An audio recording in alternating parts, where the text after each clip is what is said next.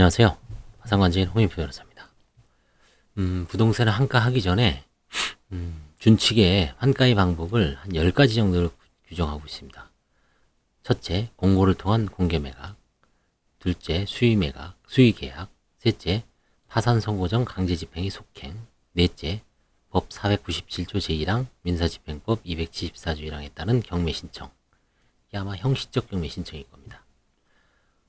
다섯 번째, 법 335조에 따라 기본계약을 해제 후 원상회복 청구 또는 행사. 6. 처분 전 임대. 7. 추심. 8. 수계자산의 일괄 매각. 9. 영업의 양도. 10. 그 밖의 재산의 환가에 적당한 방법. 이런 식으로 해서 대부분 아마 처분 전 임대는 몰라도 대부분 아마 한두 번 이상 다 경험을 해봤을 겁니다. 이제 부동산의 환가를 보겠습니다. 부동산의 환가는 민사집행법에 의한 강학상 형식적 경매겠죠. 274조 중에서 청산을 위한 경매에 이하하는 것으로 정해져 있습니다. 다만 파산관제인은 법원의 허가를 얻어 다른 방법으로 환가할 수 있습니다. 실무상으로는 법원의 경매 절차보다 임의 매각하는 것이 더 높은 가격으로 환가할 수 있기 때문에 재단 증식을 위하여 법원의 허가를 얻어 임의 매각하는 방법으로 환가하는 경우가 많습니다. 민사집행법에 따른 부동산의 환가는 부동산의 규모가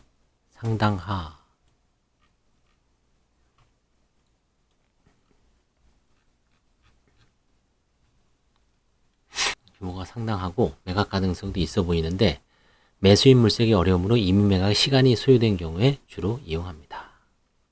자, 이제 첫 번째 임의 매각을 보겠습니다. 방법. 대부분의 개인 파산관제인 사건에서 환가 대상 중 가장 큰 비중을 차지하는 것이 부동산이므로 공정하고 투명하게 매각 업무를 처리하는 것이 채권자를 납득시키는 데 중요한 요소가 됩니다. 납득을 시켜야 됩니다. 납득. 파산관제인은 부동산 중개업자 등에 의뢰하는 등으로 매수 희망자를 모집하고, 저도 이제 얼마 전에 일산에 있는, 경기도 고양에 있는 빌라를 중개업자를 통해서 복비를 80만 원인가 줬어요. 2억 얼마에 팔았는데, 파산관제인은 부동산 중개업자 등에 의뢰하는 등으로 매수 희망자를 모집하고, 매수 희망자가 경합하는 경우에는 최고가 매수 희망자와 법원의 허가를 조건으로 하는 매매계약을 체결한다. 보통 이제 공인중개사가 작업을 할 때는 이제 한 명 정도로 해오죠. 아예 희망 가격. 매수 희망자가 나타나지 않아 파산관제인 이를 물색하여야 할 때는 별채권자, 공유자, 임차인 등 이해관계인, 채무자의 친족 등에게 매수 의사를 타진하는 방법도 취할 수 있을 것이다. 부동산의 환가는 그 매각 방법과 가격, 매각 시기에 관하여 채권자들이 관심이 많을 것이므로 파산관제인은 업무 효율성을 높이도록 노력함과 아울러 환가 업무의 공정성, 투명성을 제고하여 채권자들이 이해를 얻을 수 있도록 하여야 한다. 서울회생법원은 채권자들이 절차 참여를 보장하고 채권자들에게 매각 정보를 알리기 위해 파산관제인이 주요 자산을 매각하거나 포기하는 경우 대한민국 법원 홈페이지 대국민서비스 공고 회생 파산 자산 매각 안내의 공고 게시판을 이용하기도 합니다. 매각 조건의 설정. 매매 가격의 적정성을 확보하기 위해서는 객관적인 자료가 필요하죠. 시가 감정을 실시하는 게 좋겠지만 비용이 과다하죠. 그래서 일반적으로 감정을 하지 않고요. 인근 부동산 중개업자 등의 시가 확인서 한 2명 정도, 그 다음에 토지에 대한 개별 공시지가, 그 다음에 아파트나 KB 시세, 그 다음에 국토부의 공동주택 가격 확인서, 그 다음에 개별 단독주택 가격 확인서. 요즘은 웬만하면 다 있죠. 자료를 실거래가 신고이기 때문에 종합적으로 판단하여 적정한 가격을 설정하여 그 가격 이상으로 매각되도록 한다. 여기 이제 공동주택이든 개별주택이든 여기서 실거래가를 신고한 거를 정보를 공개하기 때문에 대략적인 그 가격은 알 수 있습니다. 장난을 못 치죠. 그러나 이 기준 가격 이상으로는 매수 희망자가 나타나지 않는 경우에는 파산 채권자가 수긍할 수 있는 최소한의 합리적인 가격으로 처분하도록 무방할 것이다. 그 다음에 이제 별채권부 부동산의 환가, 별채권이 설정되어 있는 근저당권 등 담보권이 설정되어 있는 파산재단 부동산을 임의매각 방법을 환가하려는 경우에 파산관제인은 담보권 등기 말소에 대한 담보권자의 동의를 얻어 담보권 등기 말소 절차를 이행하는 것이 적정하므로 부동산은 임의매각하기에 앞서 별채권자의 사이에 매도 가격의 적정성과 피담보 채무의 변제 방법 등에 관해 사전에 협의할 필요가 있습니다. 실무상 파산관제인이 별채권이 목적의 환수와 병행하여 임의 매각의 방법으로 한가하는 경우가 있습니다. 파산관제인이 부동산의 매수희망자를 물색하여 매수희망자와 별채권자, 파산관제에서의 매각대금, 환수대금의 지불, 별채권자 소멸 절차, 소유권 이전 등의 절차가 동시에 이루어지도록 합의합니다. 환수 시에 별채권자에게 지불하는 환수대금은 반드시 피담보 채권액과 같은 금액이 되어야 하는 것은 아니고 담보권의 실행이 신속하게 이루어지는 반면 비용은 들지 않는 장점이 있으므로 민사집행법에 의한 절차가 진행될 경우 예상되는 배당액 등을 고려하여 파산관제인이 환수 전에 환수금액 하나에 적절히 교섭하여 보다 많은 매각대금이 재단에 환입될 수 있도록 노력할 필요가 있습니다. 그 밖에 파산관제인이 별채권자에게 별채권의 실행을 촉구하여 그 절차에서 생긴 대부분이 이렇죠. 사실은 잉여금 또는 청산금을 파산재단에 편입하는 방법, 별채권이 목적인 부동산이 경매 신청을 하여 그 매각대금에서 절차 비용과 별채권자의 피담보책을 공제한 잔액을 파산재단에 환입하는 방법. 260을 뭐라 그러죠?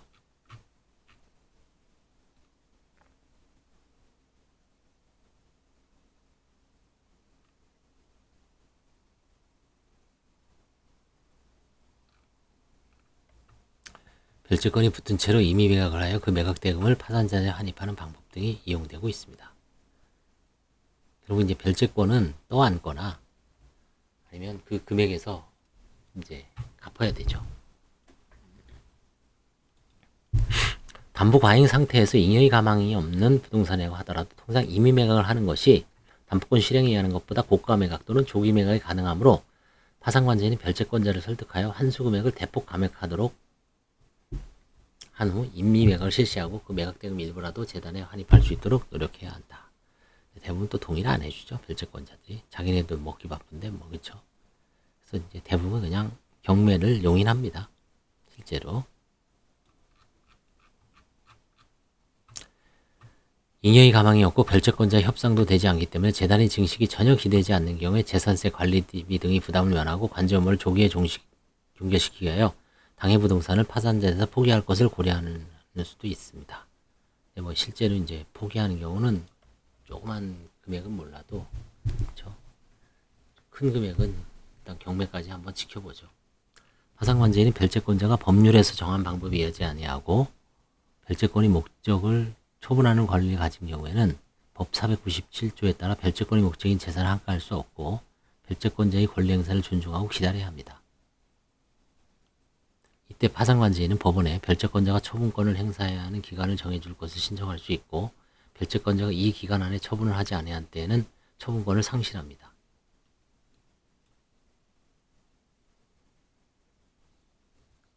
저는 이거는 사실 사용해 본 적은 없는데 요즘은 이제 경매도 고가로 매각되는 경우가 많아서 사실은 뭐 임의 경매도 나름대로 괜찮습니다.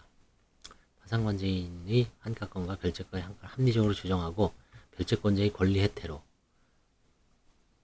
파산 절차가 장기간 지연된 것을 방지하기 위한 규정이다. 이게 이제 사실 최근에 이제 코로나 사태로 경매가 상당히 늦어져서 1년 만에 돈이 들어왔는데 대부분 높은 가격이 들어왔더라고요. 그래서 굳이 그걸 제가 매각을 했어도 그 이상 받기는 상당히 힘들었을 것 같기 때문에 이런 거는 일종의 권리 혜택이라기보다는 구조적인 문제로 인해서 결국은 다 경매가 됐습니다. 다만 이제 실질적으로 이런 가능성도 있기 때문에 저는 이건 아직 한 번도 안 해봤는데 이런 이 조항을 498조 1항을 써서 아마 옛 관제인이 있을 수도 있겠습니다.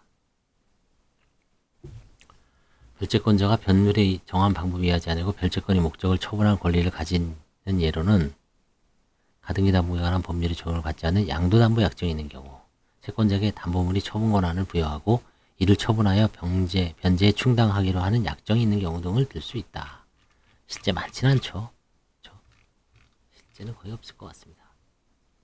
그다음에 임차인 있는 부동산의 매각. 제가 얼마 전에 한 게 이거거든요. 요즘 2건. 떠안기죠. 대항력인이 임차인이 있는 경우 파산관제인은 335조에 의한 계약 해지를 할 수 없죠. 따라서 이 대항력인이 임차인이 있는 부동산을 매각할 때는 다른 방법으로 임대체계를 종료하거나 임도 시 부정금 잔액을 세임대인에게 승계, 그쵸? 이 승계 처리하는 거죠. 매매 대금에 포함시켜서 만약에 1억 8천이 가격이 나가는데 보증금이 1억 5천이다. 그러면 1억 5천은 매수인이 승계시키고 3천만 원만 파산재단에 내는 걸로 그런 식으로 계약을 합니다.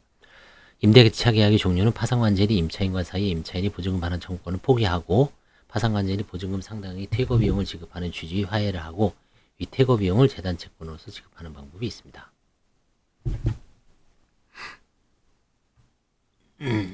이때는 이제 뭐 이사 비용 정도는 줘야 되죠. 이사 비용 정도 수백만 원 정도 한 2, 300 정도 주고 그쵸? 이제 퇴거시키는 거죠. 등기 말소 파산재단의 관리처분권은 파산관제인에게 있죠. 파산 선고 이후의 파산재단 관련 등기사항은 파산관제인이 신청에 의하여 등기해야 됩니다. 따라서 임의매각의 경우에는 등기 일반 원칙에 따라 파산관제인과 매수인이 공동으로 소유권 이전 등기를 신청해야 합니다. 신청서에는 법원의 허가서 등본과 파산관제인을 증명하는 서면 매수인한테 이걸 다 해줘야 됩니다. 그렇죠? 허가서 등본, 파산관제인 선임증명서, 관제인이 인감증명을 첨부해야 됩니다. 개인 인감을 첨부해야 되죠. 또 파산관제인이 이와 같이 파산선고 등기가 마쳐진 부동산을 처분한 후 제3자 명의 소유권 이전이 마친 때는 법원 사무관들은 파산관제인 신청에 의하여 그 파산 기입 등기 말소 촉탁하죠. 그렇죠? 등기 말소를 촉탁하여 하고 등기관이 이를 수리하여야 합니다. 별채권의 목적의 한수 방법으로 임의매각을 완료한 경우에는 별채권자의 신청에 따라 담보권 설정 등기를 말소하게 됩니다. 부동산에 관한 담보 설정 행위를 부인하여 부인이 등기가 된 것만으로는 담보권 설정 등기가 말소되지 않으므로 임의매각을 하는 경우는 담보권 설정 등기가 남아있는 채로 매각할 수밖에 없습니다. 부인이 등기가 된 재산은 임의매각한 경우 그 임의매각을 원인으로 한 등기가 된 때는 법원이 이해관계인이 신청에 의하여 부인이 등기, 부인된 행위를 원인으로 하는 등기, 부인된 등기 및 각 등기 뒤에 있는 등기로서 파산책을 대행할 수 없는 것의 말소를 촉탁해야 합니다. 사실 좀 복잡하죠. 이것 때문에 제대로 담보가 안 나와서 이해를 못해서 보통 이제 부동산을 살 때 대출을 받아서 사잖아요. 그죠? 근데 이 담보가 부인 등기가 돼 있으니까 이게 의미를 잘 모르고 일단 매수한 다음에 나중에 법원에서 다 말소를 해주거든요. 근데 그걸 이해시키는 게 중요합니다.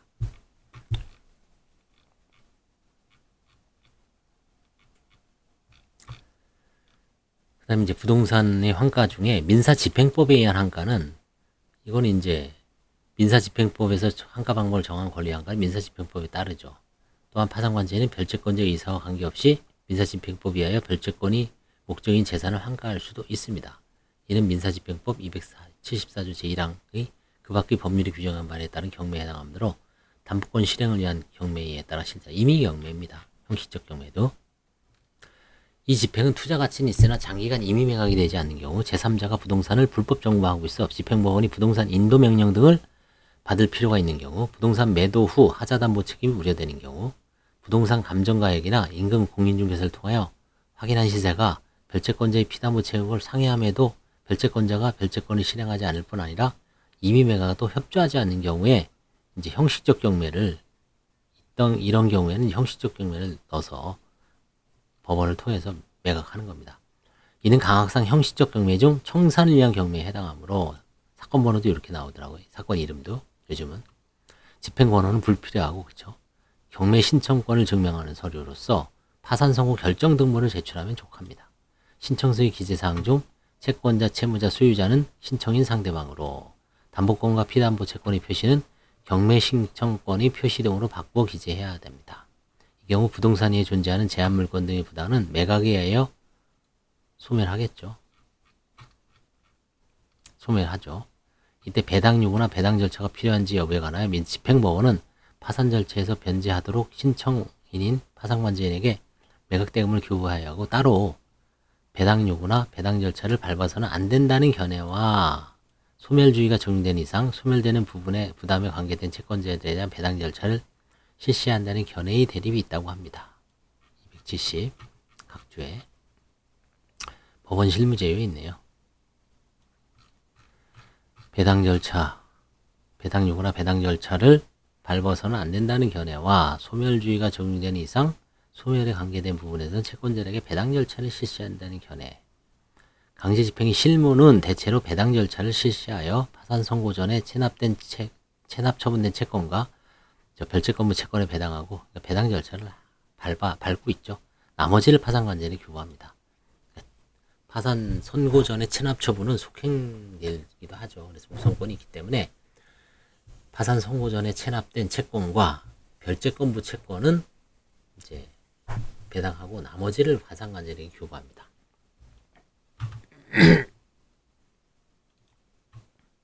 이 경우 집행비용이 발생하는 바 파산재단이 충분히 확보된 경우 파산재단에서 지출하나 그렇지 않은 경우 파산관절이 자신이 비용으로 선지출하고 환가가 완료된 이후 재단 채권 승인을 받아 변제하고 사안에 따라서 채무자에게 비용 예납을 명할 수도 있다. 이런 방법도 있고 실제로 이제 저는 어떻게 하냐면은 채무자가 너무 어렵잖아요. 채무자는 돈이 없어요. 기본적으로. 그러면 채무자의 어떤 지인, 뭐 배우자나 자녀들이 돈을 파산재단에서 차용하는 형태로 돈을 이제 한 다음에 경매 비용에서 이제 나중에 재단 채권으로 이제 그 받죠. 저희가. 그래서 나중에 변제하는 거. 뭐 그게 그건데 하여튼 돈을 조달하는 경우는 관제인이 자신이 비용으로 뭐 이게 요즘 경매 비용도 뭐 한 3, 400 들어가죠. 많이 들어갑니다. 어려운 때. 그쵸? 이런 거 한번 묶여 있어 버리면 그쵸? 이제 부동산의 환가에 대해서는 뭐 여러 가지 임의매가, 공고매가, 그 다음에 별채권의 목적의 승인, 그 다음에 이제 형식적 경매, 청산이형 경매, 다양한 방법을 한다는 것을 잘 알아두시기 바랍니다. 감사합니다.